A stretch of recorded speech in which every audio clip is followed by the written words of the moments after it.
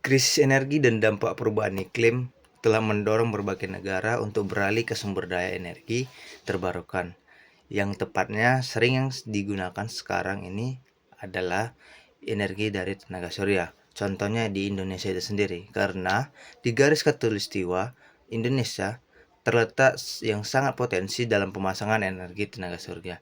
Nah, untuk lebih lanjut tentang pembahasan ini, izinkan saya memperkenalkan diri saya terlebih dahulu.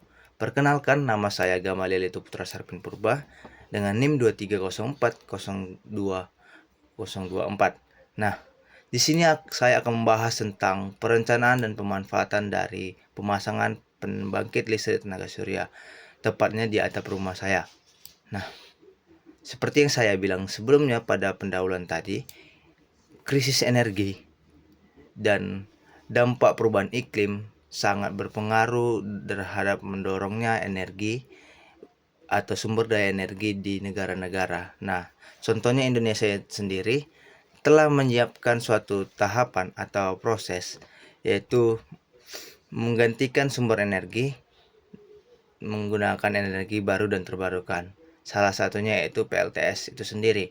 Nah, dalam tingkat efisiensi pemasangan PLTS itu sendiri di Indonesia, yaitu rata-ratanya mencapai 4,5 sampai 5,5 kWh meter per harinya. Nah, PLTS atap itu sendiri merupakan suatu pembangkit listrik yang mengubah matahari menjadi energi listrik untuk menggunakan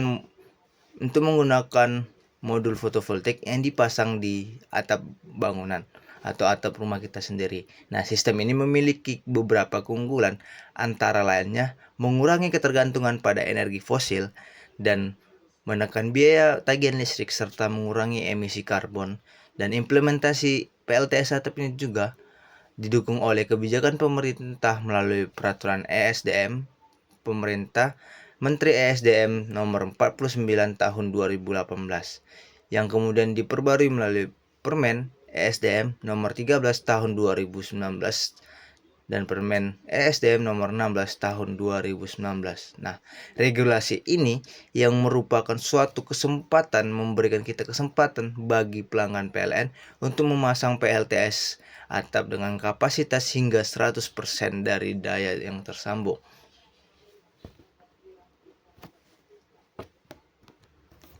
Nah, dalam perencanaan pemasangan dari PLTS atap di rumah saya, adapun analisa bayangan yaitu shading analysis. Nah, atap rumah saya berbentuk persegi panjang dengan menghadap ke arah selatan dengan sisi kiri ke arah timur dan sisi kanan ke arah barat. Nah, yang memungkinkan paparan sinar matahari optimal sepanjang hari. Nah, posisi ini sangat menguntungkan karena sinar matahari bergerak dari timur ke barat, sehingga atap akan menerima sinar matahari secara merata. Tidak ada bayangan yang menghalangi atap dalam rumah saya ini. Nah, hal ini memastikan bahwasannya panel surya yang dipasang tidak akan terhalang oleh objek apapun atau salah satu objek apapun. Nah, objek tersebut dengan demikian, lokasi atap ini sangat optimal untuk menghasilkan energi secara efisien karena tidak ada bayangan yang menghadap selatan dan tidak adanya bayangan yang menjadikan lokasi ini sangat cocok untuk instalasi sistem tenaga surya. Nah, adapun analisa struktur atap yaitu dari beton dan rangka atap terbuat dari rangka ringan, baja ringan yang dikenal memiliki kekuatan dan daya tahan yang baik, merata, serta tetap dari struktur ambang batas dari atap itu sendiri. Nah, bentuk struktur atap ini dia adalah persegi panjang dan kerapan strukturnya cukup rapat sehingga memberikan stabil yang optimal, dan genteng terpasang pada atap terbuat dari material beton yang memiliki bobot cukup berat.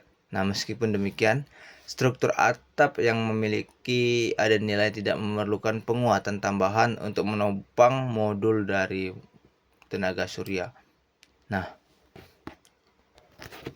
selanjutnya dengan menganalisis lebih lanjut, maka didapat sebuah kesimpulan. Yang pertama, tidak perlu adanya penambahan struktur tiang penyangga panel surya untuk menghindari dari efek bayangan atau shading.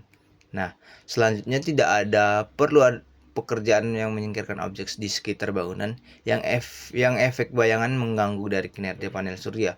Yang ketiga, tidak perlunya dilakukan perbaikan atau renovasi struktur atap sebelum memasang PLTS. Yang keempat, luasan area atap potensial sesuai dengan lokasi peletakan dari sel surya, yaitu 47,9 meter persegi.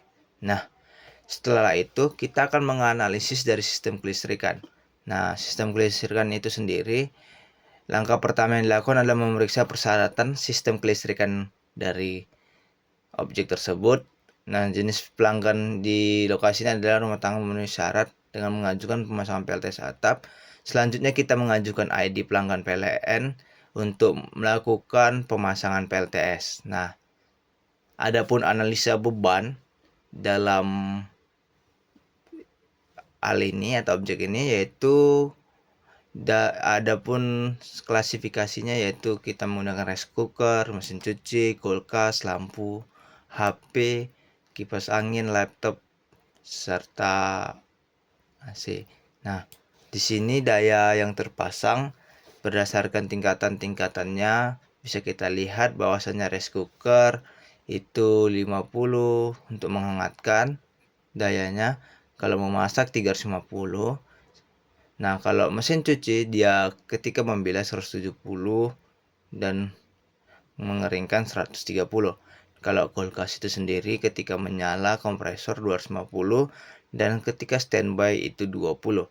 Nah, adapun lampu yang terpasang itu ada 23, 20 serta 15 dan HP sebagai untuk mencharger itu sekitar 25, kipas angin 75, laptop 45 dan AC 650. Nah, sehingga total konsumsi daya yang digunakan per harinya yaitu sekitar 8.785 dari kWh. Nah, selanjutnya yaitu perencanaan sistem PLTS. Nah, langkah ini dilakukan untuk pelanggan PLN dan badan suatu usaha selesai melakukan 2 analisis utama sebagai yang dijelaskan pada bagian B1. Nah, selanjutnya itu komponen apa sih yang digunakan dalam pemasangan? Nah, dibagi menjadi beberapa klasifikasi yaitu komponen utama yaitu panel surya, kemudian ada inverter, ada meteran ekspor impor, dan jaringan distribusi PLN, serta beban dari peralatan. Nah, yang kedua ada dari jenis dari komponen pendukung, yaitu ada panel bagi atau panel distribusi, kemudian ada DC breaker yang berfungsi untuk menghindari terjadinya hubung singkat. Nah, adapun desain dari PLTS ini sendiri dan dalam sistem pemasangan atapnya, kita membagi sebagai perencanaan ukuran skala energi. Nah, skala energi yang kita lihat adalah dari analisis kebutuhan listrik berdasarkan catatan kWh per meternya. Nah, pada hari Senin, hari Selasa, hari Rabu, hari Kamis, hari Jumat, hari Sabtu, dan serta hari Minggu, kita catat sisa kWh awal dan kita bandingkan dengan sisa kWh akhir serta kita dapat selisih. Nah, sehingga setiap harinya pada mulai dari Senin sampai hari Minggu, adapun selisih atau rata-rata pengguna listrik pada siang hari sebesar 3,6. Nah, hasil ini akan dilanjutkan untuk mensimulasikan perencanaan dari pemasangan PLTS. Nah, selanjutnya itu mendukung kapasitas dari optimalisasi yaitu rata-rata penggunaan listrik siang hari yaitu 3,6 dan data ini diperoleh dari selisih dari kita hitung tadi pemakaian daya dalam seminggu dan kemudian kita rata-ratakan. Nah, setelah kita dapat, kita akan menghitung berapa daya puncak PLTS itu sendiri. Nah, adapun faktor-faktor yang mempengaruhi dari rugi-rugi pemasangan yaitu PV temperature loss, PV shading loss, serta PV Soling loss serta inverter atau kabel loss. Nah, PV itu sendiri adalah photovoltaik. Nah, dengan itu kita akan melakukan perencanaan sistem kelistrikan, yaitu dengan memilih model surya dan menghitung luas area yang efektif. Nah, adapun kita lihat atau kita ancangkan, yaitu dari sistem dari pemasangannya, dari skala penempatannya atau memilih dari areanya. Nah, kita hitung berapa berapa areanya dengan rumus KWH per efisiensi model surya. Nah, KWH-nya tadi kita dapatkan sekitar 1,07125 kWp per efisiensi modul surya, yaitu 0,20, sehingga kita dapat yaitu 5,3625 meter persegi. Nah, dengan ini luas atap sebesar 47,9 dan lokasi tersebut dari cukup untuk menampung modul surya yang diperlukan. Selain itu tidak adanya hambatan bayangan atau shading dalam pemasangan PLTS. Nah, kita menghitung jumlah kebutuhan dari modul surya. Daya per modul yaitu 40 WP, daya puncak yaitu 1071,25 WP. Nah, kita hitung dengan rumus jumlah modul sama dengan daya puncak sistem per daya per modul. Nah, kita dapat tadi yaitu 1071,25 per 400 WP, sehingga kita dapat yaitu 2,678 per modulnya. Nah, selanjutnya kita memilih jenis inverter sesuai daya. Nah, pemilihan inverter yang tepat kita bisa melihat pemilihannya itu dengan melakukan pertimbangan-pertimbangan dari kapasitas. Nah, kita lihat sendiri kapasitasnya itu, sehingga yang kedua kita melihat dari jenis inverter. Apakah kita memasang dengan sistem on grid ataupun off grid. Nah, sehingga sesuai dengan klasifikasinya, ketika kita memasang dengan on grid, maka jenis inverter yang kita pakai itu berbeda dengan sistem dari off grid sendiri. Nah, selanjutnya kita menghitung efisiensi dari inverternya itu sendiri. Kemudian kita lihat fitur proteksinya. Selanjutnya kita lihat tegangan inputnya. Selanjutnya kita lihat jumlah MPPT-nya atau maksimum power point trackingnya. Dan yang terakhir kita lihat sertifikasinya atau melihat indeks keselamatan atau keandalan seperti SNI-nya, IEC-nya, model IC-nya, serta standar grid nasional lainnya. Nah, selanjutnya kita pertimbangan peletakan. Nah, pertimbangan peletakan ini kita bisa lihat berdasarkan sistem support dan mounting. Nah, di dalam itu kita lihat seperti bobot yang lebih ringan dibandingkan dengan besi galvanis, kemudian ketahanan terhadap kondisi yang lebih baik atau korupsi yang lebih baik, kemudian kemudahan instalasi, beban angin di lokasi pemasangan, serta distribusi beban yang merata pada struktur atap, dan jarak antar modul, serta ketinggian rangka untuk mengakomodasi dari sudut kemiringan optimal untuk pemasangan PLTS. Nah, selanjutnya itu arah hadapan atau sudut kemiringan. Nah, dari sudut kemiringan atau tilt angle, yaitu kita lihat karena lokasi berada di sebelah utara garis khatulistiwa, sudut kemiringan yang direkomendasikan adalah 4 derajat sesuai dengan data dari perangkat lunar Solaris. Nah, selanjutnya sudut ini akan mengoptimalkan penyerapan radiasi matahari sepanjang tahun. Nah, kalau dari sudut azimut, yaitu karena lokasi berada di sebelah utara garis khatulistiwa, maka panel surya diarahkan ke arah selatan atau azimut 180 derajat. Nah, orientasi ini akan mengoptimalkan penyerapan sinar matahari dan mengoptimalkan efek dari bayangan. Nah, selanjutnya adapun analisis finansial. Nah, kita lihat RAB atau kita lihat sesuai susunan RAB yang diperlukan ada beberapa jenis tadi dari modelannya atau pemilihannya, yaitu yang pertama panel surya. Nah, kita memakai spesifikasi yaitu monokristalin dengan WP WP. Nah, sebanyak 3 unit, di mana harga per unitnya itu sekitar 2.800.000 sehingga totalnya sebesar 8.400.000. Nah, yang kedua ada inverter. Nah, di sini jenis spesifikasi yang kita gunakan inverternya yaitu Growati MN 1500 TLX. Nah, jumlahnya ini sebanyak satu dengan harga satuannya 4.500.000. Kemudian mounting system jenisnya itu aluminium frame dengan jumlah satu set dengan harga satuannya yaitu sekitar 1.800.000. Sehingga yang keempat yaitu kabel dan aksesorisnya kita milih spesifikasinya yaitu kabel DC dan AC serta aksesorisnya yaitu kabel konektor sebanyak satu jumlah, yaitu harga satuannya sebesar 1.200.000. Nah, kemudian instalasi kita satu paket yaitu dengan harganya yaitu 2.500.000 serta administrasi PLN, yaitu di sini kita buat administrasi PLN untuk permohonan dari pemasangan yaitu sekitar 500.000.